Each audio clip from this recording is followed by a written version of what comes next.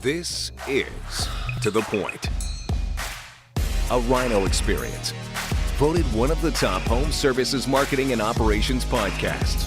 Cutting through the bullshit and getting to the point. Hey, what's up, To The Point listeners? I'm back. Last week, there was a Tall Paul takeover. Nobody even told me. We did not. That is true. It was like you did it. But you know what's cool about that is it was great. So Kyle, that's all producer Kyle. You guys did a great job on that. He's the talent. Yeah, it was pretty awesome. So, and we needed it. Yeah. Because, man, we're going to have a really great podcast day for numerous reasons. We got KG back in the studio today, which is always great to have him in. Well, at least half of KG is half here. of them. Yeah, 50%. 50% of him. He can carry more luggage on his jet coming in now. Sure can. So this is a podcast that's going to be more than just about, some of Ken's knowledge on his 7 centers of management, but we're going to talk about transformation and really even, trying to bring the home services community, the home services industry as a whole, like together with some good unity, some good elevation, some things like that. Cause I feel like this is going to be a super great year for that in the home services space. Yeah, and that's only gotten better over time as listeners have connected, as other communities have connected people from across the country, and it's only positive.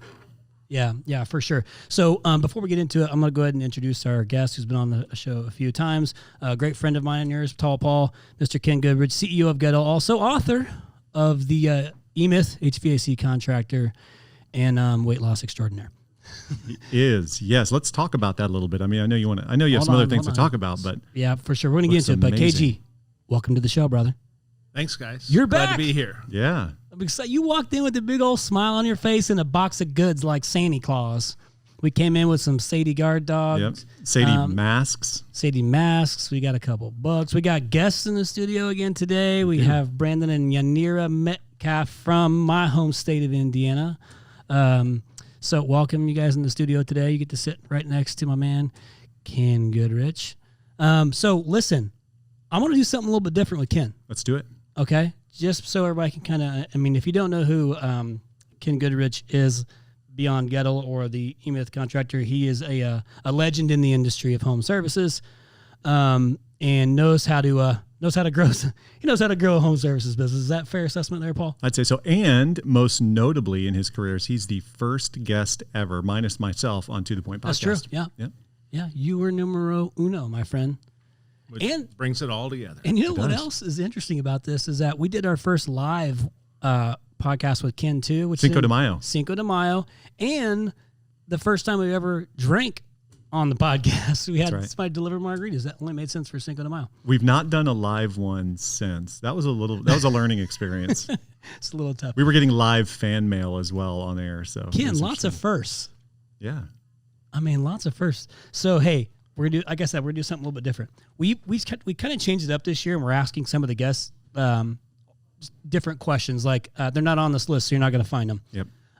But it is, and they're pretty simple. And it's really just to give our listeners an idea of who is Ken Goodrich aside from the business. Okay, this is going to be super easy, and I can't wait to make you feel a little bit uncomfortable. It's like when I get to bust Paul's chops, I feel equally as good about this, except it's not going to be as uncomfortable as you think. And listen, for those who aren't watching, Ken is not smiling. He's not reacting. He's kind of looking off camera a little bit like, what is Chris talking about? But what did I say his face would do when I said that? Just that. Exactly. See, I know him so well.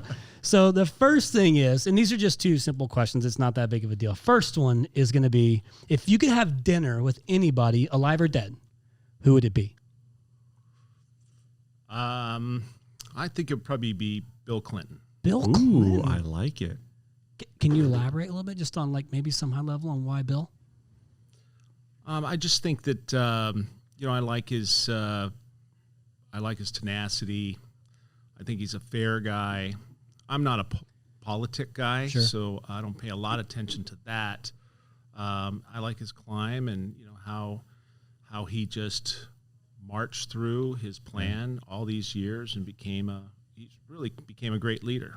So makes sense. Yeah, I'm fascinated by presidents. We could go on a whole side rail here. For sure. And I'll just throw another one in. Oh, I'm really fascinated with Tom Brady for obvious reasons. Who's that? I went to the. I went. I'm not really a that much of a football fan, but I went to the Super Bowl this year specifically to be there if and when he did it. Yep. Right? Yeah. Because, I'm just very curious and interested.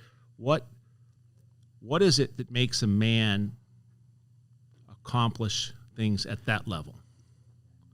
And, I'm inspired by it, and I just wanted to be there to witness. Damn, and you were there. One of the more trending searches, since we're internet nerds, was Tom Brady's diet during the football game, because people were putting together how old he is and how he's been doing, and the guy's a machine. Wait a second. Disciplined. I just thought about something. Uh-oh. Brandon, being from Indiana, are you a Colts fan? So when he brings up Tom Brady, do you cringe a little bit or not so much now because he's in Tampa? He's a Tom Brady fan. He's a Tom Brady We're fan. all Tom Brady fans. So anybody that's listening from Indiana right now no longer likes Brandon. I'm just kidding. I expect listeners to have stopped listening by now. I respect Tom Brady. I mean, the GOAT. Like, there's hands down. I don't care what you say. That guy gets after it. Don't be a So, greatness I appreciate hater. that. Okay, second question. Are you ready, Ken? I'm ready. Okay. So I love that I've been asking this question. It's so good. I love hearing everybody else's responses to it. So Ken straps on his Sadie Guard dog gloves. Okay, boxing gloves. We're gonna make them blue, and we'll put Sadie right on the end, so that way when you knock somebody out, they're, it's Sadie Front and center. for Sadie. So he straps on his gloves. All right, the stadium's packed, by the way. Like, crowd is packed. We don't know who the component is. The opponent is whoever you want it to be. Everybody. So The world. Ken has him on. He's ready. He's jacked up. He's there. He walks down the catwalk. The curtain opens. The crowd goes crazy. Hang on. The crowd goes crazy. And you have an intro song that just is what you want everybody to hear. Now, before you tell me what your intro song is that you would walk out to, I wanted to take a crack at a couple of what I thought would be very fitting for you. Are you game for this? I'm in. Go. Okay, so I thought, man, I know you really well. Yeah. I feel like we have become good friends. I know you well, and so I'm thinking, okay, I'm gonna close my eyes. I'm gonna envision Ken coming out to take it to somebody. He's got his gloves on. He's ready to get after it. The curtain opens. The crowd's going crazy, and we hear, This girl is on fire. "What do you?" No. I'll keep it on the list. What else you got? What else you got? That was so long and drawn out. I love it. Let's do it again. Do you know how happy it makes me that he smiled? Because I thought for sure he was going to be like, "Oh, Chris, you son." Chris put a lot of thought into that. Oh God, I was looking so forward to that.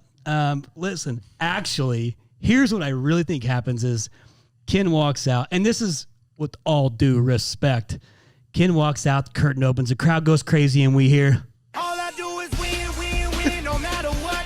Got money on my mind. That's good. Uh-huh. Hold on. Everybody hands go up. And they stay there. And they say yeah. And they say yeah. Oh, I wish they could feel the energy in the studio right Oh now. my Just gosh. halftime speeched me. "Hey, you can get behind that, right?" I mean, I like that one, but I'm not really that arrogant. but I did it for agree. you, Yeah. so I picked the we song. googled most I like humble it, song. but Okay, so then what does Ken Goodrich play then? What would be the song you walk out to that would be your song? I like the Goettl song. Oh, there's a Oh. Goettl song. Goettl, Goettl, Goettl. That would It's actually really make a lot hard of to sense. spell. Goettl. It's made of metal, so-called Goettl. I forgot it. But Oh Goettl. my That is gosh, amazing. there we go. He nailed it. Chris. All right, bank it. Oh, That's man. going on the back half of 2021 highlights. Oh, and we memorized it. That actually brings up a good point, not to get right into the business stuff, but you need to have a jingle. You need to have that's a good jingle. Little jingle in your pocket. Yep. Who made that jingle for you? You want to name drop? Roy Williams. Oh, of course. Roy The Roy GOAT. Williams, the Wizard of Ads. Yep, awesome. We have this. Thanks for playing the game along with us, Ken. Thanks for enduring. That was great. Thanks for being a good sport about it too. The Rhino X event. Coming If up. you haven't heard about it, it's coming up 2 days. in 2 days. Well, 2 days from the time this podcast launches. Oh, good call. Yeah, thank you. Man, you're always on. I told you I'm on your schedule, dude. Jeez. Yeah, you're on it. So we're excited about it. It's been a lot of planning. Actually, it was supposed to happen the end of last year. And then this little thing called COVID got in the way. And so it has been postponed, and now it is coming up in a few days. And so thankfully, my man Ken here is coming to speak some truth bombs, some knowledge to share his knowledge and wisdom. Not tips and tricks. His knowledge and wisdom with the attendees and make some connections and things like that. I'm excited. I'm really excited for the event because the whole purpose of the event was to try and bring people together of different sizes, but to keep the group small. Okay, companies of different sizes, but are in the home services space, mostly HVAC and plumbing, and to try and elevate the industry, if you will, right? Yep. Bring everybody together of different sizes to learn from one another, to make connections. And the plan is to elevate the industry, right? I think this is a great year for us to do that. But the purpose of the Rhino X event is to, one, we want those coming to be able to learn from each other, but also to take that information and grow. Because like we always say, TP, ambition without action is useless. It's useless, right? So we want everybody to come in, learn from each other, grow, elevate the industry. But the whole reason for the letter X in the Rhino X event is for an experience. All right, I want everybody to have a good experience while they're there. I want them to take that experience and then go and have good experiences in their companies. I want to take those experiences and have good experiences with their customers, because life is full of experiences. I'd like them to be good experiences. Yeah. So there's also a lot of transformation that's happening, right? And I think in our industry, and I've seen a lot of unity, like especially last year. And even with the podcast, like even Ken, the volume of people that reach out to us thanking us for the things that you've shared on the podcast you've been on here, as well as all the other guests too, has been amazing. And so it just reassures us that we're doing the right thing and bringing information to them, but creating unity and creating transformation in the industry. And what I think that is so cool, and why like divine intervention and timing, all this stuff works out so cool, is that Ken, you guys can't, I guess, I don't know, we have video on this? Perfect. So you're going to see that Ken has had quite the transformation. It's been quite the past, almost a year, right? Of transformation for Ken. And I'm excited to talk about that a little bit. Paul, you want to elaborate on that at all? Well, I do. I remember seeing a picture of Ken a couple weeks ago, and it really stopped the HVAC internet for a moment, because everyone was like, wow, Ken looks so different. So over the last year or so, you have you've lost a lot of weight. You've made some changes in your life that have had a really good impact. And as we've talked about it, we realized that like all of us as business owners and everybody listening to this, we're all on that journey. We're at different stages of it, right? And something that can apply to every single listener. So tell us about your journey. For those who are not seeing this, if you look at it, we'll do a side-by-side. Maybe a year ago, Ken, you look like a brand new man. So what happened? What inspired you? How'd you get here? You look great. Well, thank you. I guess I'll start with, so I really have been, I got out of balance, and I went out, I was just so focused on driving and building Goettl for the last 5-6 years. My vision and my goal is I'm going to build a nationwide brand, singular brand with Goettl. And I was just putting everything I had into that. And, I got out of balance. I was like many of us do in owning small businesses. We take from the other aspects of our lives. We get unbalanced. And I got to a point where it was Thanksgiving of 19. Mm-hmm. And that morning I got up and I got on the scale, and I looked at the scale and I said, holy shit. And I went to my wife and I said, I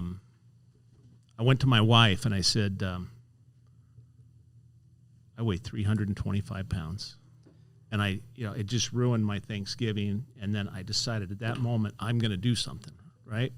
And so I started out then, and I started, the basic routines, low carb, walking, this and that. And I got into about this time last year, and I'd lost some weight, maybe 30 pounds. And then COVID hit. And I put on my COVID 20. So I went down 30, back 20, right? And I got to a point, I was still unbalanced. I was, just miserable. And as the business continued to grow, the strain on me and the requirements of me got deeper, right? It, you know, I had to be more on top of things. And, you know, I was sitting there one night and I literally felt like I was going to die. Yeah. You know, I was coming home at night, cracked the bottle of the wine with my wife, and then maybe the second one, and maybe delve into the third a little bit. And I'm just sitting there and thinking, I'm going to die. Now, I had started to reflect back on some conversations I had with some other, my industry friends. Now, you got to understand me in that I was born and bred to be in this business. Yep. I have touched or talked about HVAC every day for the last 50 years. Wow. I started holding the flashlight for my dad when I was 10. I'm not quite 60 yet, but for all intents and purposes, 50 years every single day, it's been my passion. That's all I do. That's what I dream of, think of, is building and working in this business. And so I'm connected into it because I love it. Yep. Mm-hmm. So it's just what I do. It is you. And so, you know, there's some guys that I've connected with a lot. By the way, it's interesting, a little left turn here. It is interesting to me, like these Facebook groups, like the Einsteins. It's like you communicate enough with these people, even though you don't know them, we connect and we're like friends, Yeah. you know? Yeah. It's interesting to me. But anyway, like, you know, I've talked to some guys who have made some changes. One of them that's been on this podcast is Ishmael Valdez. And, you know, he told me about some challenges he had in his life, and he quit drinking and things like that. So those guys like Ishmael inspired me some. So I just kind of got to COVID-20, stopped drinking, and I decided, since I wasn't going to the office that much, I put on my AirPods and started walking. Yep. And I conducted every meeting every day over the phone, walking. Now, at first, my people thought I might be having a heart attack. I did have to qualify. Everybody, I will be walking today. I'm not having a heart attack. Yep. And, you know, I just really walked it off. And Like walking around the office, around the outside. What was your process? no, I hung up on my Scottsdale house during COVID because it's kind of a little outskirts, you know, and Yep.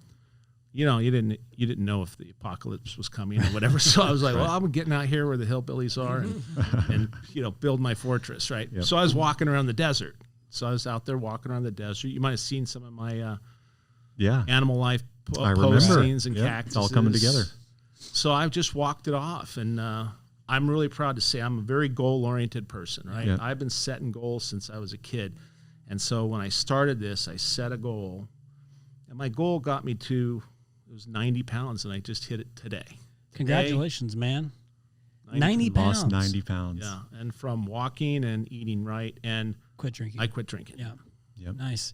We were talking about it earlier, like and this is for all the listeners who are inspired to take control of their life. Like, don't underestimate the power of walking. You don't have to do CrossFit. You don't have to do Orange Theory. You don't have to do all these wild things. Go for a walk and then walk a little more. And then I started, you know, interesting about this whole journey. So I started having success, and I started to work on it. And then I kind of went back to some other things I had learned in my life and some other people I'm associated with. And I started getting up in the morning and reflecting on my goals, my long-term goals, my 90-day goals, what I got accomplished today. I started kind of deciding what kind of man am I going to be the rest of my life? Yeah. You know, do I need to course correct on anything? Who am I? And I started examining those things. Why do I want it? What do I want and why do I want it? And I started really focusing on those sorts of things, journaling, you know, just kind of the healthy stuff. But, you know, the COVID quarantine really helped that, right? Because slowed you down. Kind of forced you to slow it down. slowed me down and allowed me to only focus on the important but not urgent things in my life and in my business. I mean, there's so many innovations that we've implemented over last year, technology into our business, because I had time to think. Yeah. You know, I didn't go in, and I even write about in this book, in the book that I wrote with Michael Gerber, about how sometimes in business, if you're not careful, it'll be just like the game show where you walk into the plexiglass tube and the fan turns on and the money's flying around and you're trying to catch all the money. You don't really catch any money. Yeah. So rather than carefully planning out your attack and walking in with a bag and standing there and collecting it all, right? And so I had time to think. And so we've implemented such great new initiatives in the company, growing very rapidly. And then I had time to think about myself and get myself in balance. So now that you are the new CEO of Ken's Health, is that helping you run your business better? What have you learned through this process? I'm not on edge. Like I said, I'm focusing on the important and not urgent items. I'm letting my team run the business more. I find that my heart's open. I'm more open to ideas, and I just generally much more happier and more content. And right, it makes me connect better with my people. I mean, the whole thing, this whole journey's been on, has really ignited so many different parts of my life, my marriage, my relationship with my kids, my faith, all the way down. Good grief. Did you hear that? I did, man. And again, for the listeners who aren't looking, he just looks wonderful. All new clothes too, right? No. He always looks sharp coming in here. Yeah. I got. Sharp. He's just a little smaller. I got clothes from, like, I got, I don't know. He's holding his hands out. Like I got sizes from. Yeah. I got pants from 36 to 52. Yeah. Jeez. Get rid of the 52s. Never go back. No option. I love that you just shared all that. Yeah. I mean, good grief. And maybe I'm wrong, but I think I might have saw a little emotion in the eye over there. Did you see it? Maybe not. Maybe your eyes are just watering. Maybe you're just a little blurry. But hey, listen, it's been, it has been, life-changing. Yeah. I've completely course corrected.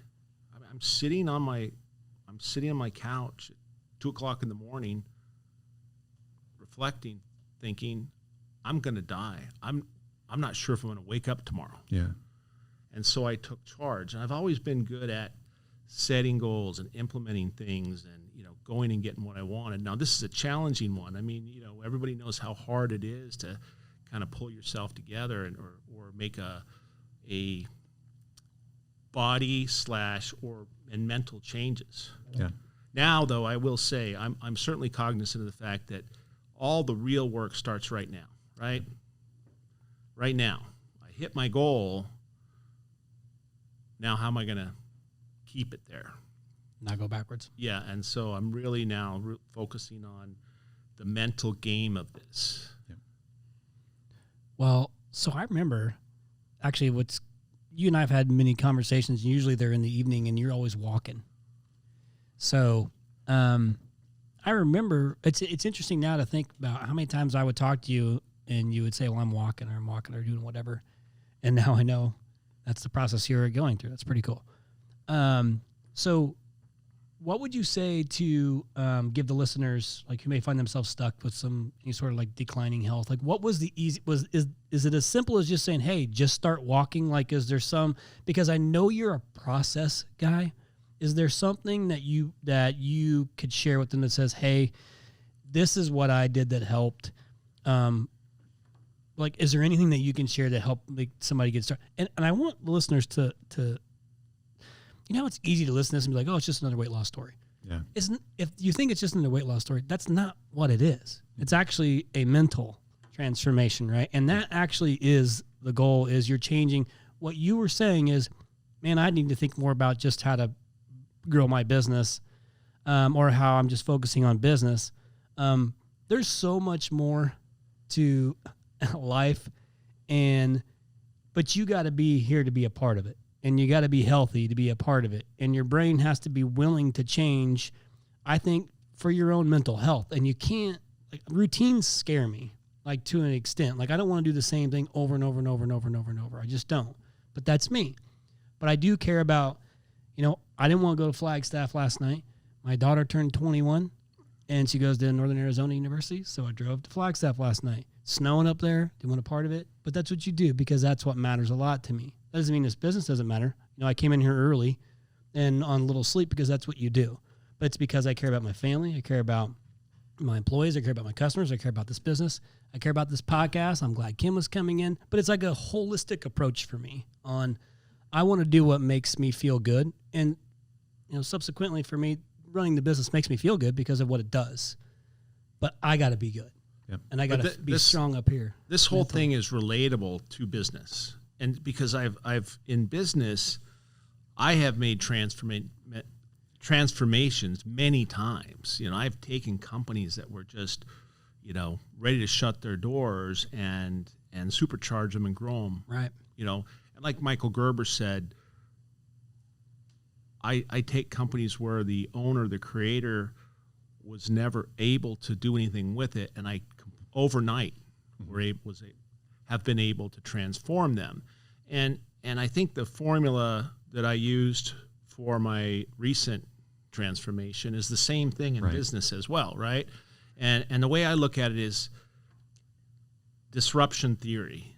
So you got to get yourself, how do you get yourself to make the left turn? Yeah. Okay, what do you have to do to make yourself make the left turn? And in my cases, I knew that for a business, for myself, for other people, how did we get the disruption? So, I'll go into a company, for instance, and we'll just, I've been in cases and we buy a company, and I'd show up the first day with a trash can in my hand, and I would say, throw all your price books in this trash can. Yep. Here's your new price books, and let's go, right? Disrupt it. And it's just things like that. So on this weight loss thing, another thing that I did was so I'm sitting there, I feel like I'm going to die in the couch. And so I'm thumbing through, I'm trying to find something interesting to comment on Service Einsteins, right? Yep. And I see this ad. It's an ad about businessmen, drinking too much and, life, not pulling together. So I'm like, okay, this is a little hokey for me. So I thought, a little hokey for me, but I got to disrupt myself. I got to take the left turn. So I bought something on Facebook. And let me tell you this. I don't want to give you the wrong impression like I'm old, but I've never bought anything online ever. I have never personally ordered anything online. That's another subject. That's unbelievable, Ken. Yeah. Now I have people that order stuff for me, but I have never personally ordered anything online. Back in my little shame box, loser. So I ordered this program. It's called I Am a Comeback, right? And so I got the comeback, and it has a little manual that, a lot of the stuff I just talked about. Who am I? What do I want? Why do I want it? Goal setting, journaling, fitness, and, they have a program. This was your E-Myth to disruption. Yeah, and so I just, when I get on something, I never stop until I'm done. That's just a trait about me, but...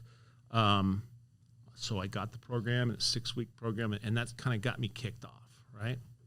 And I since have become good friends with the founder of that, and he's got a really interesting business model. And you're going to write a book with him. He's out there helping thousands of men, business owners, and so I've connected now with 1,000 more other business owners in what we do, and it's become a great community. So. That was my disruption technique. You follow me? Yeah, and it's interesting that what you did was actually the same thing you did with business in general with the E-Myth, and you read that because it's what started to give you direction, because you read it like 30, 40 some odd times at this point, however many times you've read it. But that was like your initial guide, whereas now I said it jokingly, the E-Myth to disruption, but that's kind of what it was for you. This was what set you down that, or at least gave you some sort of direction down that path, right? And then, but it's okay that you could take it and then make it your own past the 6 weeks. In pure Ken Goodrich style, he becomes good buddies with the owner of it, and now he's integrated into the group of people. But that's what's, I think, that's a gift that you have of, you just have this natural leadership in you. You clearly are have perseverance. That's kind of who you are in your DNA, but you also have this like gift to lead. But I think what makes it so meaningful is how deep you go down the path, how focused you stay on the path, like, and you follow this like regimented structure that proves itself over and over again. And then you implement the same thing over and over and over. In this instance, you can't do it to yourself well, you could, I guess, but only to a certain extent. But what you're doing here is saying, this is what I did. Now you can go and do it. But this was just the path that you took. Yeah. And so, this is not an advertisement for I Am a Comeback, but you guys, people who are struggling with some of this stuff should check it out, iamacomeback.com. Now, it's not cheap, but I'm like, you have to do something that makes you think differently. Yeah. Obligate yourself to something else to get you out of this groove, right? Yeah. And so, Mark Jennison is the founder of this place, and his personal mission is that he wants to help 10 million men. Wow. So anyway, that was one of the things that I did, and I've been marching through it. And are you happier? I don't even feel like the same guy, to be honest with you. I just feel good. I feel happy. I feel connected to the universe. I feel open. So good. Dude, you're a different person. Like, you walked in that door a different person. I mean, and I don't even know how to explain it other than, you just came in with this, like, glow. You're smiling. Like, it was, not that you don't smile, but sometimes it's hard to make Ken smile, the old Ken smile. I think it's because I did the mental work as well, right? Yeah. Yeah. And by the way, so just Monday, or just last week, and I'm thinking, man, I feel so good.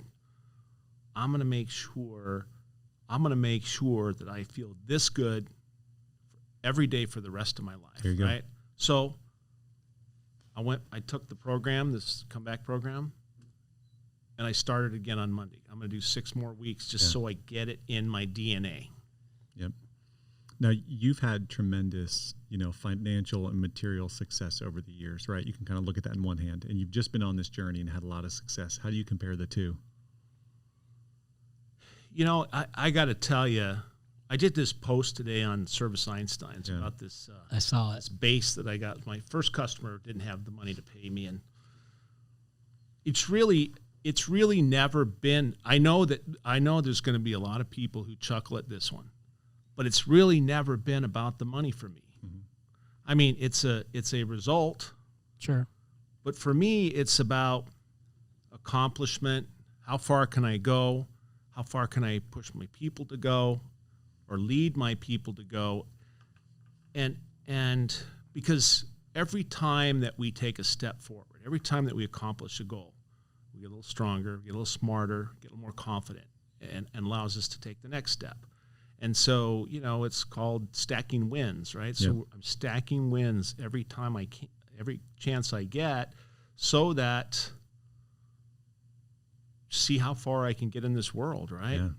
And so, I'm thinking the other day, I had a introduction conference call with a private equity firm that's interested in investing in us, and You've had those before. yeah, but I'm thinking, I started in a 20-year-old Ford van with the school district logo still on the side of the truck. And I'm on the phone with one of the world's largest PE firms, and there's sheiks on the phone. That's when you know the money's there. Sheiks. Yeah, I'm like, man, what a journey. Quite a journey from a service truck, right? That's amazing. I love it. And I'm really, I want to make sure. So I love the accomplishment, and I like seeing my people thrive. I've had lots of people come through my operation and become very successful. in their own right.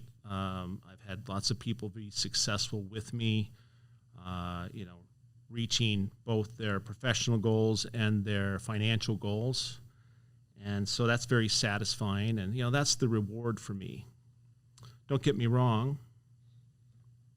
I like the stuff, but if I had to choose, the stuff would go. Yeah. Yeah. It's so much more valuable. Yeah. So what perspective?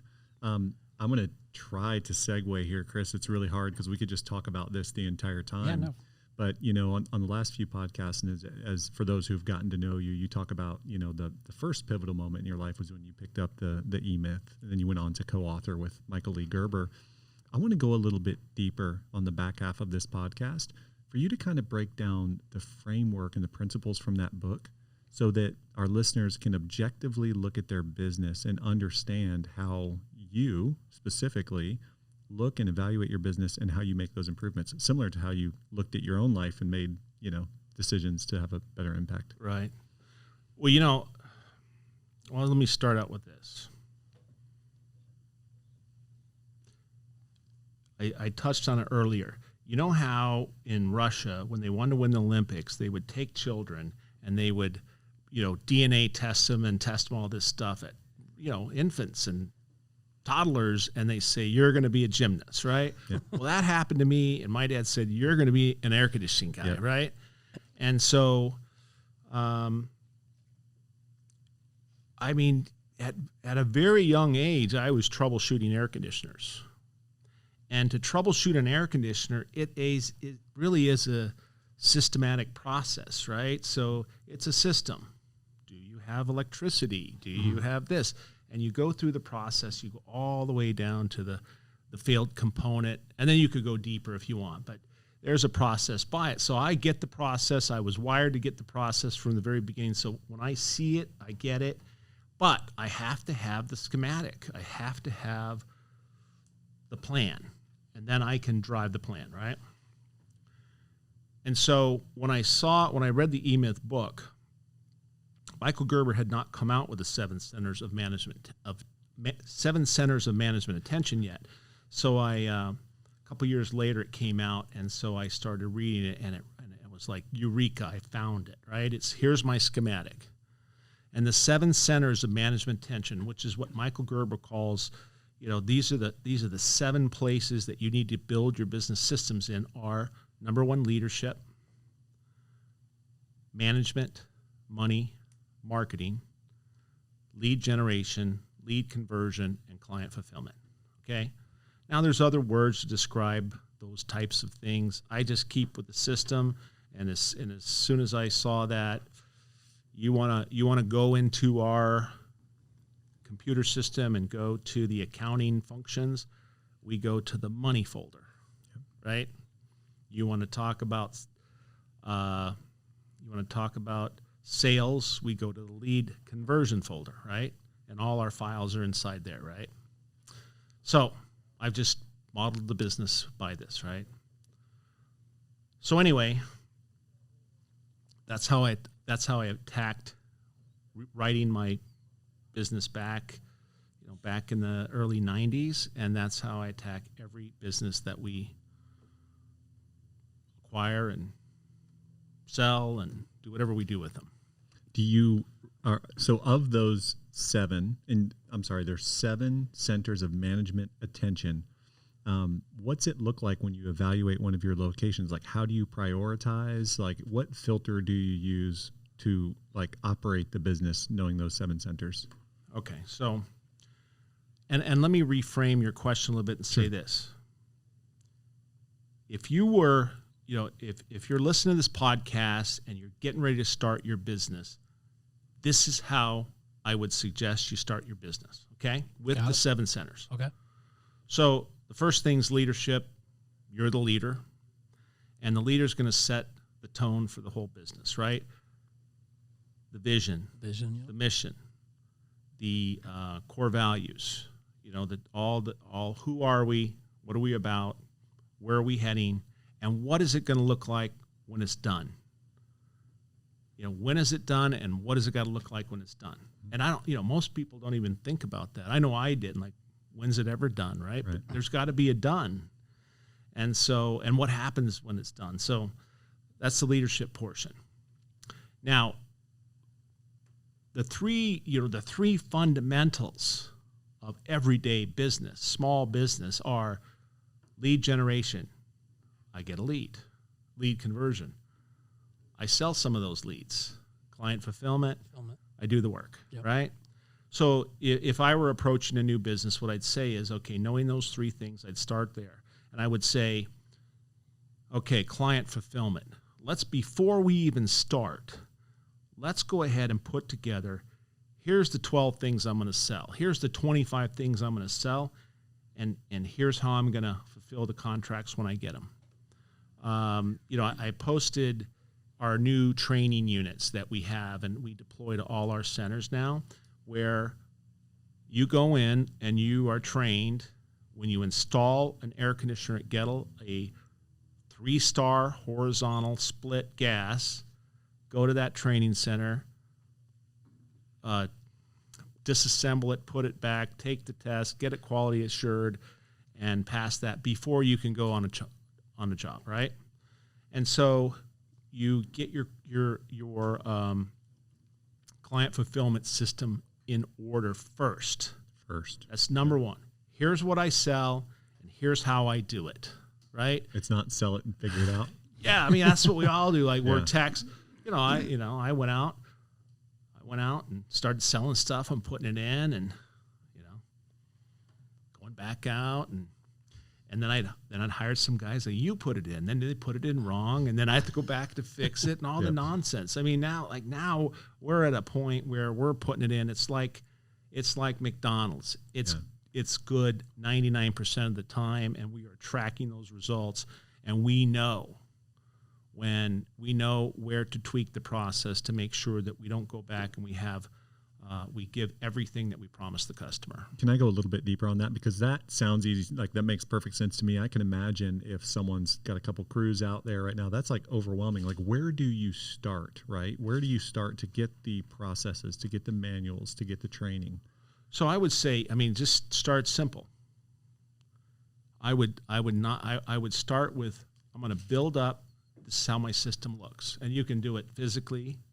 I mean, we have actually built physical models, and then we built books, that say this is how it looks. Here's every view and how every system looks. You build those internally, those books. Yeah, and so, I have a great degree of confidence when we deploy a new crew out, it's going to be done our way. Yeah. Right? Did that answer your question? Not the easy way. The right way. That answers my question. Okay. Yeah. And then I would say, I had this conversation the other day. You don't have to, don't overwhelm yourself. You could literally say, here's one system. I sell one system. I install it this way, and that's what I do. And then as you get good at that, you can add another system. Yep. This is what I do. Here's a standard in the air for you air conditioning guys. We have this for plumbing too, but for you air conditioning guys, here's a 16-SEER split gas horizontal attic installation, and that's what we sell. I mean, you start getting into the more high-tech stuff. That's a whole nother, set of variables that you need to deal with, but you got to plan that out before you do it, right? Yeah. So start easy. One. Okay, now you got. Then I would back into how am I going to sell it? You got to create a sales system. Now let me tell you something. Every business system available to run our business, a first-class, world-class company, is available to buy, to implement. You can be part of the best practice groups and get the material. You can go online and use this tool. I saw it the other day. What's it called? It starts with a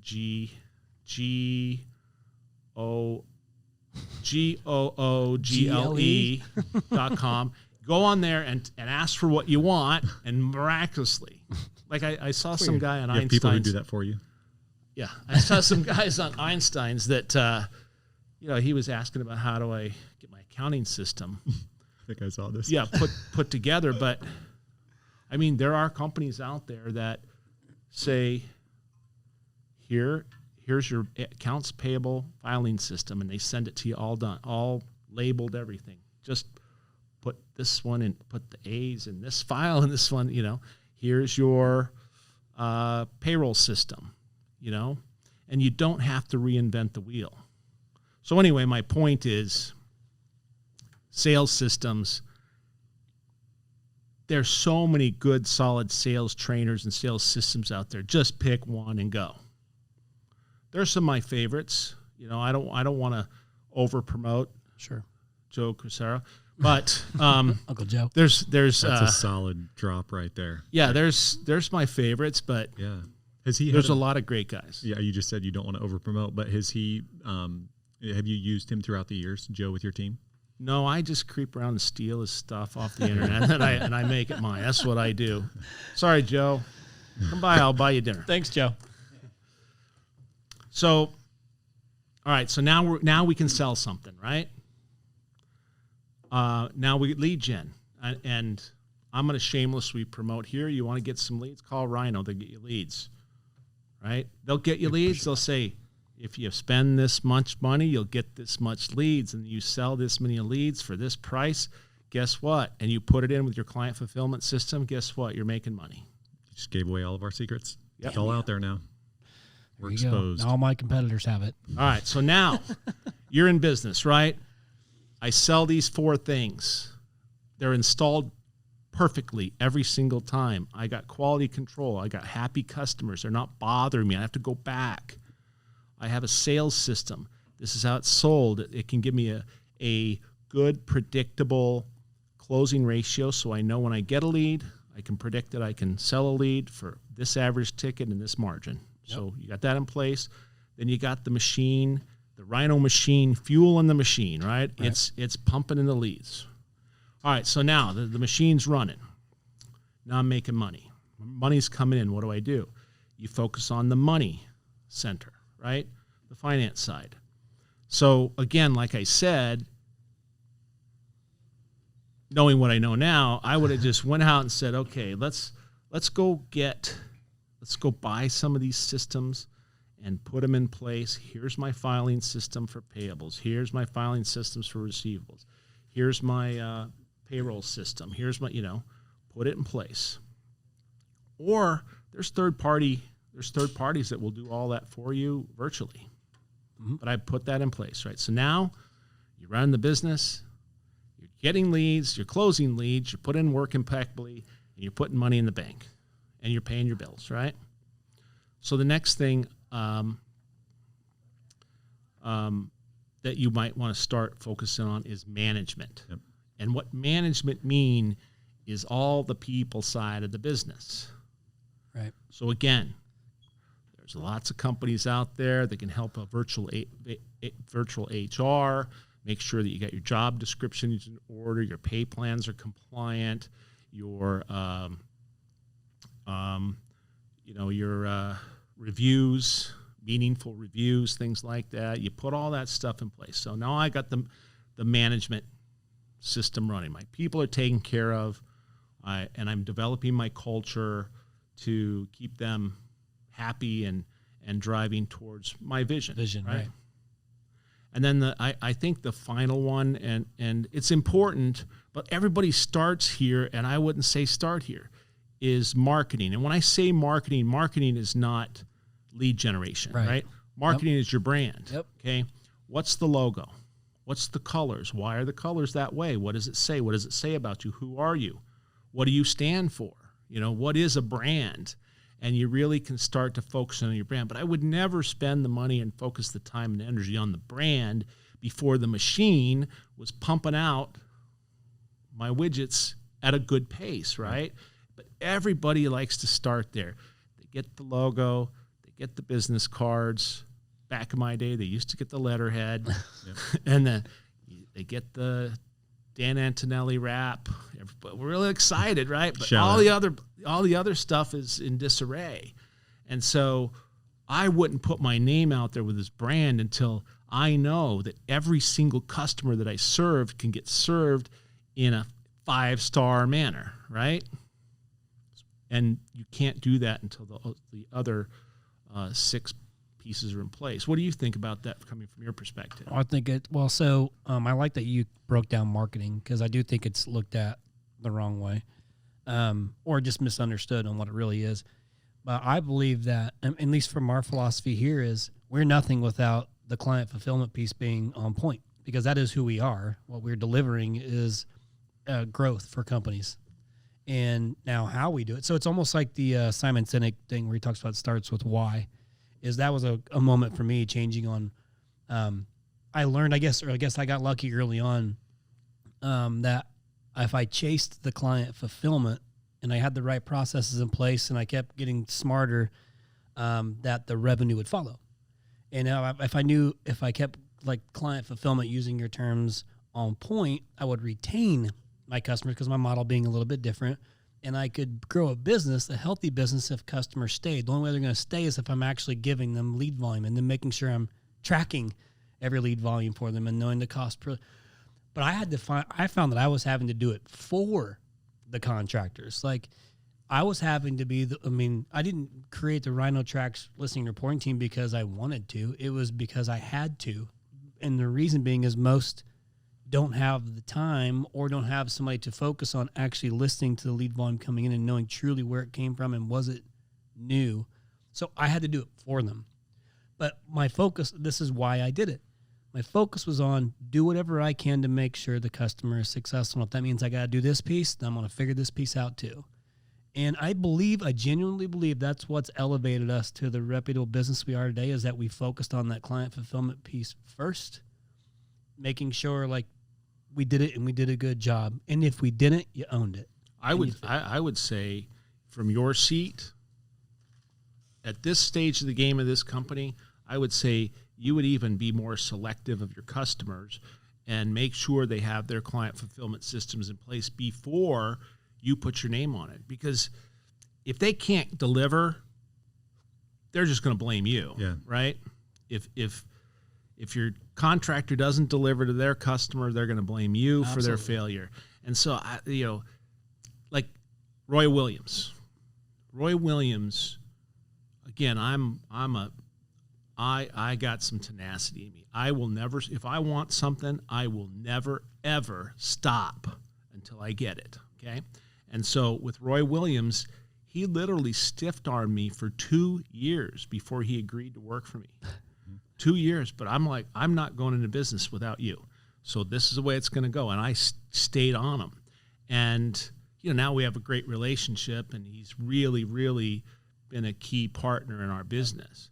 But you know what he says? Here's his motto. He doesn't want to work. He will not work with anybody that doesn't have the client fulfillment system in place. He just doesn't. That's number one. And number two, he won't work with anybody who isn't what he calls a self-selected insider. Somebody who says, you're my guy. Nobody else is my guy. I believe in you. I'm not going to second guess you. I'm not going to whine. I'm not going to complain. I believe in you. Do what you do. I'll do what I do. Okay, a self-selected insider, not somebody who looks at you as the magic beans. You know what I mean? Right. Yeah. And there's so many guys, by the way, the reason why I reach out and coach and help people a little bit, because I've been there, man. Yeah. It's been a struggle, and I have been every place. There is no, well, I guess there's some, but there's pretty much no stories that you can tell me that you've been in this space that I haven't had a relative story, right? Yeah. And so, one, I give back as a means to educate myself as well, right? So I'm talking to guys, I always find a gem. I always get a gem. Or I make a contact where I can pick up the phone and say, hey, what do you think about this? Or, hey, I'm thinking about coming to Kansas City. Tell me about this. Or, he's Indiana, but. Yep. Pointing to Brandon. Yeah. But you get my point. So that's my currency is helping others. And then, they'll help me back. So how many locations are you up to now, Ken? We're at 7, and we'll be, by the end of next month, we'll have 10. Got it. as you roll into one of those locations, how do you size up how that particular organization is doing in each of the 7 categories, the 7 centers of management? So I've taken the 7 centers and I created a checklist called Branch Right. Branch Right. Branch Right. And you know what number 1 is? Leadership. Can the leader recruit, train, and motivate the best and brightest? And if I don't think that can happen, then I got to start right there. I got to get a leader, right? And I've just kind of, I've kind of extracted the fine points out of each 7, and I make the checklist. And so my team goes in there and makes the assessment. We'll go right down the list. Are the positions right? In other words, you have a position agreement. Do you have the org chart? And does the org chart deliver on the client fulfillment promises? Like, for instance, okay, you got an org chart where you say you got the salesman and all the installers, but do you have supervision to make sure it's perfect? Do you have quality assurance in there to make sure it's perfect? Do you have customer follow-up to make sure it's perfect, right? So those, we make the org chart, right, and we start attacking it like that, and we put the team together. Then are the people right? Are they of the character and caliber that you need to execute the plan? And so, we do personality profiles and kind of make sure we got the kind of right people, some background checks, this and that, just make sure they're the right people that we're going to invest our time and energy in. I like buying underperforming companies. And the reason why is because I'm building a singular brand. I'm not cobbling together a bunch of big names, and that's a strategy. It's just not mine. I want my vision is to Goettlize the nation. Yep. Right? Everyone a Goettl. Now, so everything we do is kind of based on that direction.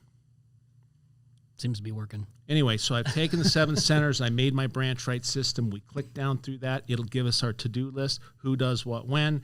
When's it going to get done by? We start working on those tasks. We get those tasks implemented, and we always have seen a big lift in the business. Oh, by the way, let's go back to I like to buy the underperforming companies because it's the real high-end performing companies you're going to pay a premium. And so because of that investment and the cash flows that they're throwing off, you got to be so careful about change, and you have to dance, and you have to walk on pins and needles. And I want a Goettl brand, right? I want to honor the legacy of Goettl that invented the residential air conditioner across the U.S.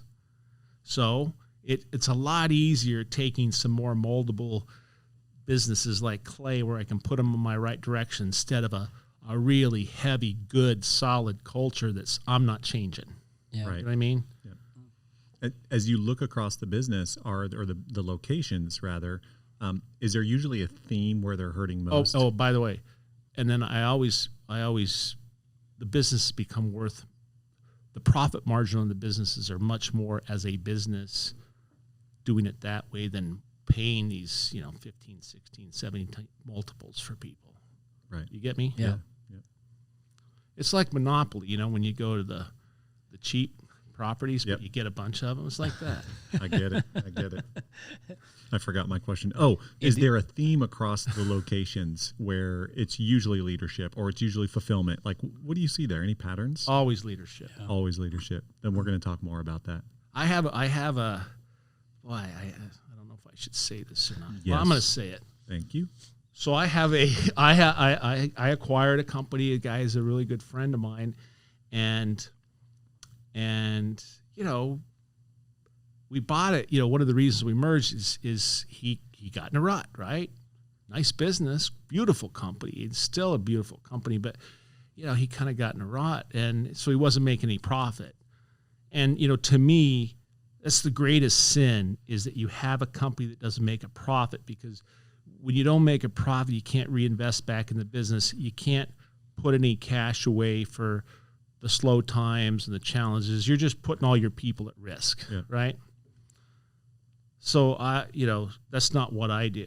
So I got the business, and I don't know, we're in it 6 months, 8 months, and he's like, well, I was saying, hey, I'm not going to mention names, but I said, hey, I need you to get out in the field and go visit the guys and the jobs and hug them and talk to them and see what they're doing and be part of them and bring them close. We're rebranding, and that requires, change is scary for people. It requires you to get that. And he goes, Ken, that's not really me. I'm a visionary. I said, well, hey, how about you start envisioning some profit and get out there and get these guys pulled together? That's pretty good. Chris is red faced, cracking up. Well, listen, like there's a little bit of truth in every joke. There is.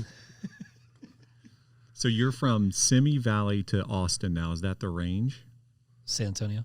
Yeah, we're in San Antonio, but yeah, I guess I'm not really sure the geography. San Antonio and Austin to me are the same place. It's a kind of a big metroplex, but we just acquired Dayton Services out there in Austin, a great foundation to start with, and a great market. We'll start checking off the branch right, and we'll build that business too. The real estate's really on fire out there. It's really tough to find a facility. Oh yeah, it's booming. I mean, Tesla's moving out or building out there. That's going to grow. That's a great market. But Coy, he created the business, and he's done a great job, a great foundation to work from. And so your key leadership, are those usually the people that are leading and own the company prior to you coming in, or are you bringing people in from outside of there? Outside, I have not, over the years, I have just not, I haven't been able to really hold on to a lot of the former owners. But remember, they're struggling businesses, right? They're struggling owners. Struggling businesses have struggling owners. Boy, that was profound, wasn't it? Yeah. Struggling businesses have struggling owners. So, it's your next book. So, I have a few, like Stephen Gamps was Las Vegas Air. He's still with us and a real key sales driver in our Las Vegas location. So, Dan Burke, who was a former president of Goettl, still on with us today at 76. Awesome.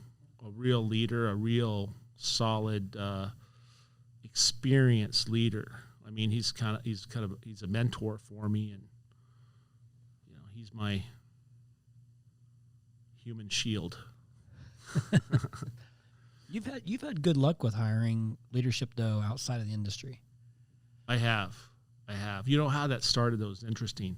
Is everything. I'm trying to get this whole story pulled together for you, but all right. So I start out. I have my challenges, and I get through the challenge. And every challenge you get through breeds more confidence, and you get a little stronger. You take more risks, and you keep going and going, right? And so one day, I was at a family barbecue in California, and I meet this guy, and I start talking to him, and he was retiring. He was a number of years older than me, but he was retiring from Otis Elevator, and he was a bigwig there, right? Ran $500 million in revenue, and he was going to retire, Harvard MBA. And I'm thinking, let me just see how far I can go here, because I do a lot of things just to see how far I can go, and and it's amazing.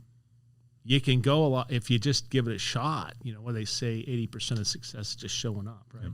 So anyway, I start talking to the guy. Long story short, I talk him onto my team. Harvard MBA. Wow. I don't think I have money for payroll, but he's on the team. He wants to help, and he helped, man. He really came in and brought some more structure and process to our business, and did some great things. And he's still a great friend and business partner. So once I kind of got there where I understood how to recruit talent, higher caliber talent, I've never looked back. And so my Phoenix operation, guys, I got him a week before he graduated from his MBA. He was an F-16 pilot in the Air Force, came from the Air Force Academy, sharp. And he leads my most profitable business in Phoenix. Where'd you meet him? One of my plumbers was friends with him and said, "Hey, you got to meet this guy." Yeah. So, I mean, every one of my key team, the majority of my key team is not from the industry. Kim Miramontes, who's now our new COO, very accomplished business person, led many high-performance teams, multi-billion-dollar companies, but she can come down to our level and really has been a change agent for our company. So, I've really been able to surround myself with some talent. So I just would urge everybody who's listening to this and you're building your business, it's so difficult to take somebody that doesn't have the skills and try to get them up to speed for new skills to get you where you need to be in the operation. We all do the same stupid shit. We get buddies with our techs, we take our back tests, and we promote our best techs and our best salesmen, and we create the Peter Principle for our organization. You know what the Peter Principle is? Please share. The Peter Principle dictates that a company that promotes from within will rise to the level of its incompetency. Yep. Because everybody has a limit, right? So everybody will rise to the level of their incompetency. So if you got to bring some outside new talent into the machine to take it to the next level. But you get it? Like, yeah, we're all going to, we all have our limits. So if you use the same pull, the business will go up and then stall. Yep. And the key is recognizing when you're there. I say that all the time to Chris. I'm like, Chris, I'm going to explain something to you, but I want you to understand that it is right at the borderline of my ability to comprehend it. Full disclosure. Yeah, I was talking to the CEO of Green Sky the other day, and we were talking about his growth and some of the things that he's done, and we touched on this subject, but he just said, look, as this company continues to grow, people hit their lids, and he has to put their arm around them and find another place for them. We still love you. We're still part of this deal, but, I got to get some higher caliber for my next journey, and it's a real thing. So speaking of next journey, you like to set goals. You're pretty intense in following those through. What are your next goals? Physical, health, business? What's next for Ken Goodrich? Not even 60 years old yet. Man, I can't even fathom that I'm talking about 60. We're going to have a 60th birthday party for you. Actually, you're going to have a 60th birthday party, and you're going to invite us. I just want you to know on my 50th, I just want you to know my standards. Yep. On my 50th, I walked in with 4 belly dancers and, 200 people. Okay. So it's got to go up from there. Yep. My wife doesn't listen to this. So we'll come to your party. I didn't say strippers. I said belly dancers, like professional dancers. Got it. Noted. Not Thunder Down Under either. All right, what was the question? We'll start with, I'll break this down into smaller bite size. Personal wellness, health goals. We'll start with health goals. You've lost 90 pounds. You look amazing. Well, I hate to say this one because I'm going to say it. I love it. I set a goal. 6-pack at 60. 6-pack at 60. All right. That's pretty serious. And now you've said it and it's on record. We're all going to need support there. Like that's a big one, 6-pack man. at 60. Yeah. That's a big one. Good for you. Oh my goodness. How much time do you have? Well, November 11th.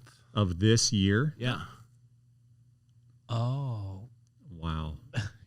I love it. Hang on. We're going to wait while you do a couple crunches. Yeah. Here, hop up here. Dude, that's big. That's big.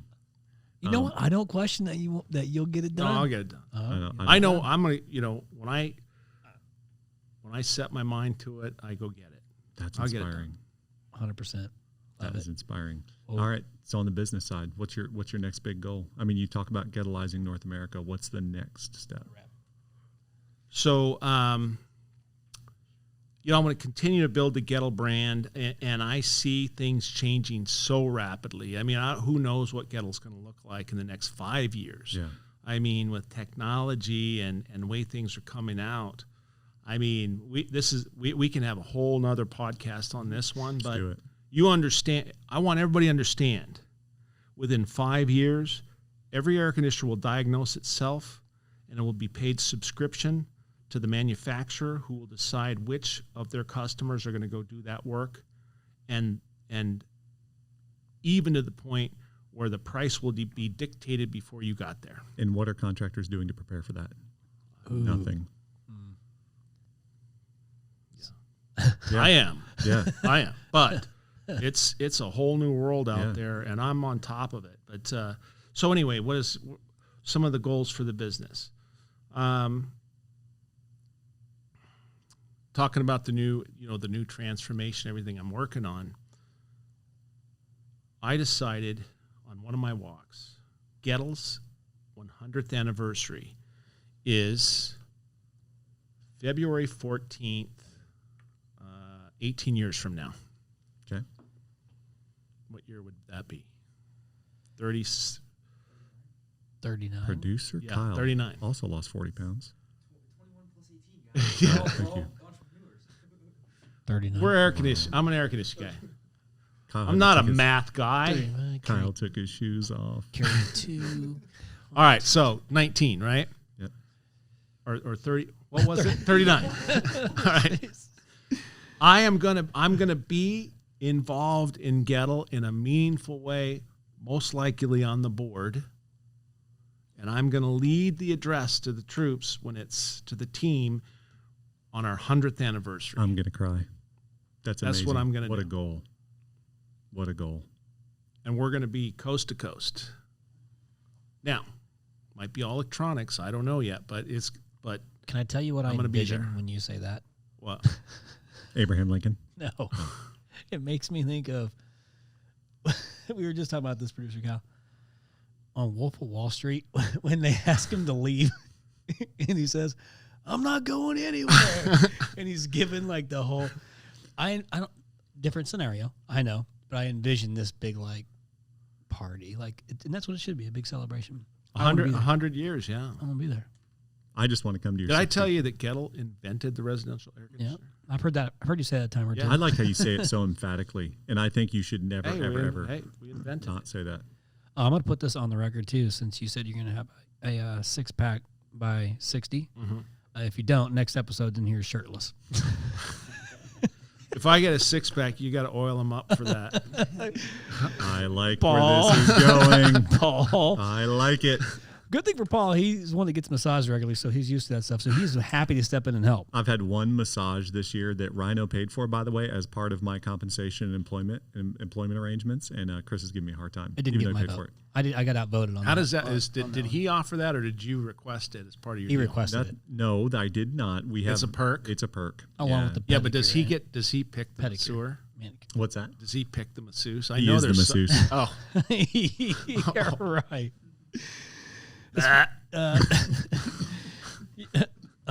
Okay, so that took a turn.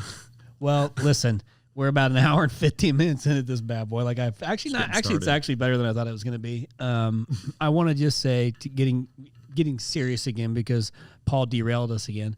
But seriously, man, I'm really excited for your transformation, Ken, and just I can tell the difference in it. And I think you'll be able to, like listeners, you probably, if you hear Ken talk, you can hear it. It's different. The things he's saying are some things that you don't normally hear Ken say out loud.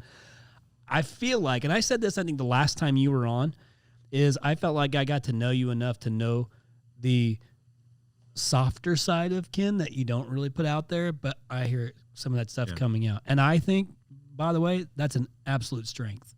100% agree. So congrats on the transformation. Congrats on the continued success with Goettl and Goettleizing the nation. I have no doubt that's how it's going down. It's been cool for me to be able to watch the journey It's cool. I'm glad we have our friendship. I can't wait to be on more talks with you while you're walking around the desert and seeing, watch out for the rattlesnake and the scorpions. And I love that you called where you live in Scottsdale where the hillbillies are. I know. I was trying to piece that together. Like, how many hillbillies live in your neighborhood? I bet you if you walk around, ain't nobody going to think it's the Beverly Hillbillies. Yeah. So congrats on the transformation. And listen, before I go into close, do you have any parting words for the guests? Or you guys kind of wrapped up? Anything else you want to say? So, Guests for the listeners. So, Our guests. So a couple key things that I want to make sure everybody understands. When we're talking about implementing the 7 centers of management attention, and you start with the first piece, the client fulfillment piece, right?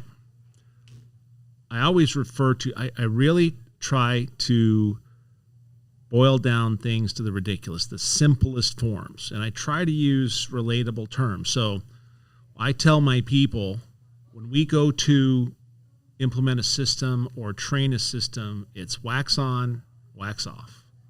Wax on, wax off. And I know it's not dirty. It's what's the movie? Oh, man. What's the movie? Karate Kid. Karate Kid. Wax on, wax off. So remember that scene? He teaches them how to wax the car one way, wax car, and you go through these processes until he wins the competition. He can compete, wins the competition with his flying crane thing, and he defeated evil, right? Well, I tell my team this is how we have to approach everything. Bite-sized chunks. Let's train it. Let's get it implemented. Let's train it. Let's keep everybody on those chunks, and we move forward. So, when you're looking at your business, you do not attack this thing bouncing all over the 7 centers. One day you're on marketing, next day you're on lead gen, then you shoot over to management, then you go back to lead conversion, and usually the most neglected part is client fulfillment, because you're like, well, we already know that. We already know how to put in an air conditioner. Well, no, you don't. Mm-hmm. You don't know how to build the McDonald's Big Mac of air conditioner where it's the same way every single time and perfect. Once you get that done, then you go to the next one. Wax on, wax off. And that should help too when the next shiny thing comes out, and the new app, the new widget, the new company, the new marketing company in the next 12 or 18 months. You don't just throw it into the business somewhere and try to get success out of it. You look at the 7 centers. Where does it fit? Where does it not? Be disciplined. Don't rush. Yeah, and listen, there is no silver bullets. I don't care what you say. There is no silver bullets. I know, like, there's a best practice group that really promotes culture. And, I was always, I looked at them like, culture. What does that really mean? And, so everybody in that group got on the culture wagon, and you meet somebody from this group, well, my culture, and they brag about their culture and their culture. And there's so many of those guys that are bragging about their culture that don't make a dime. Right. And, and then I started to research the aspect of culture, and we boiled it down to culture is a system. Culture is a sheet of paper that says, here's how we conduct ourselves here. That's culture. Yep. And you hold people to those standards, and they're non-negotiables, and that's culture. It's not this mystical, spiritual thing that happens inside the doors where, people are enlightened when they show up at the plumbing company, right? Right. All right, how's that? So what I heard is Paul, wax on, and Paul. Wow. Go ahead, Chris. Go ahead. No, I want to hear this. I wrote this down to remind myself, and I'm thinking, Yana's going to take it there. You know what? You want to hear an unpopular fact about me? I've not seen The Karate Kid. Yeah. Thank you. Hey, listen, for all of you listening to this, go get the original Karate Kid and watch it, and use Mr. Miyagi's process in your business and your life, and you will be more successful than you ever dreamed. It's been my experience when I want to make significant changes in anything, I got to find the disruptor, and the disruptor is I sign up for the Facebook. I finally buy something off Facebook, or I kick down the wall to get the the to get the what do you call it, the remodel started, something to get it going. That's just always been a technique. And the next thing is that I want you to think about as you're putting your business together, and if you're kind of in the middle of this and struggling and don't know what to go, and one day how do I get leads, and how do I put in jobs without having warranty and callbacks, and how do I sell things, just step back. I always tell myself, fools rush in. Fools rush in. So stand back, look at your plan, make a plan, and look at your plan, and carefully work through the process and build your business on granite, not on sand. Yep. Nailed it. Racket, Kyle. Goosebumped me. So good. Thank you so much, Ken, for your time. Yeah, thanks for having me, guys. Generous. Appreciate it. Listeners, another clinic, another Ken Goodrich clinic. Yeah. And by the way, Ken Goodrich has a website. If you want to go to it, order the book, all that kind of stuff. Google it. KenGoodrich.com. Pretty straightforward. Is it Ken Goodrich? It is KenGoodrich.com. I can't remember. It's either K Goodrich. Just Google Ken Goodrich, dang it. You'll find it. It's the Chris Farley version of me on that website. But so I haven't updated it yet. No. I'm sure you have people for that. Paul, update Ken's website by the time we're done. Okay. Oh, yeah, because I know how to do that. Before I'm done with closing. Okay, listen, listeners, again, appreciate y'all always listening to us and tuning in and all the fun stuff. And Ken, it's good to have you back on after so long. So next time, let's not wait till you're like getting through your transformation journey to do that. Let's keep you on the books here and get something in place. Again, you'll be at Rhino X here in a few days. So I believe we're gonna have some content. Maybe I'll show up on November 11th and we'll see if I hit my goal. And we'll have a podcast. Done. November 11th. Bank. I'm going to involve myself in that somehow. I'm just not okay committing to it on air. Okay. Well, you know what really is interesting at that point though is that how many people that me taking the step have kind of jumped on the bandwagon, Yeah. And so I know of 12. I know of 12 people I saw what you're doing. I'm doing it too. And everybody's walking, right? Yeah. And so I don't know how many other people may be doing it, but I thought I just told my one of my key guys yesterday. I said, go find us an app where we can track people's walking. You can have group walks, together, and then you can score them, or you can rank them and time and this and that, and just put my whole operation. I can do that. Oh, you can't? Oh, yeah. Of course you can. Put my whole operation. Private group through Strava. Okay, so we put my whole operation together and just kind of, implement some of this health and wellness into the business, and ultimately, happier, better culture, happier people, and more productivity. And, some community. It'll help with the community piece of it. I will take lead on that. I'll moderate, and then we'll invite people, and then we'll all share our progress. And tomorrow morning, I'll go for the first 5-mile walk before work. Yeah, we could create a whole industry thing around it, and we could have competitions with other companies. Who's going to drop the most weight per company? Oh yeah, it's done. Can we go on body fat percentage for us little guys? Wait, I'm little, but I got a little bit of body fat. I'm 41. I got a little bit of a beer belly. I haven't cut out. It's a little beer belly, but it's there. We're going to measure your blood pressure. All right, that's your metric. Can we figure something else out? Yeah. Gray hairs. All right, listen. You heard it from the man. Transformation is key, both Starts with you. With business, but even more importantly, I would say personal. Like, make sure you get yourself right.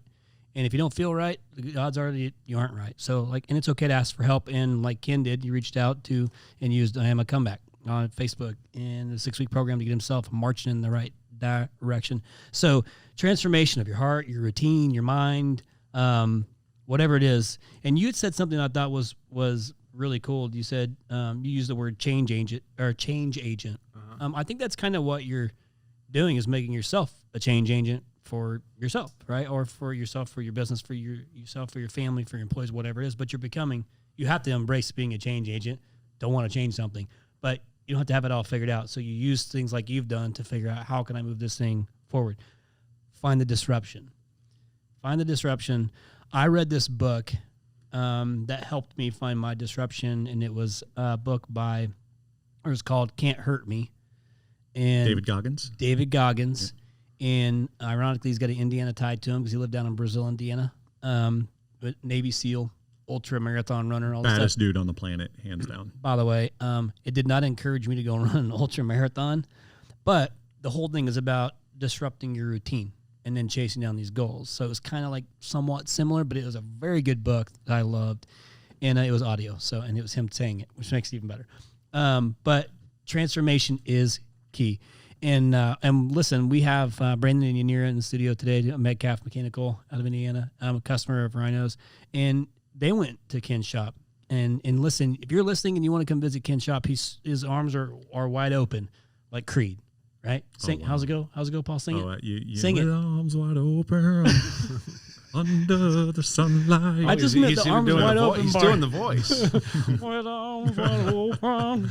Okay, listen, we got to go until next time. Oh, wait. I got to read a review, don't I, Kyle? You do? Yeah, I don't want to forget that. You need me to read it for you? Yeah, go ahead and read that. No, I was going to read it for you. Listen, do this. Paul, I want you to do this, okay? Because you did such a phenomenal job on Tall Paul Takeover. Thank you. Why don't you go ahead and close us out?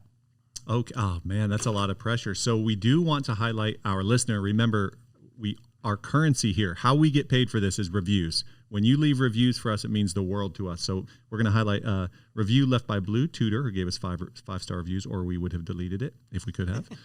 Chris and Tall Paul are great on this podcast. They deliver a fun show while asking pertinent questions so everyone benefits.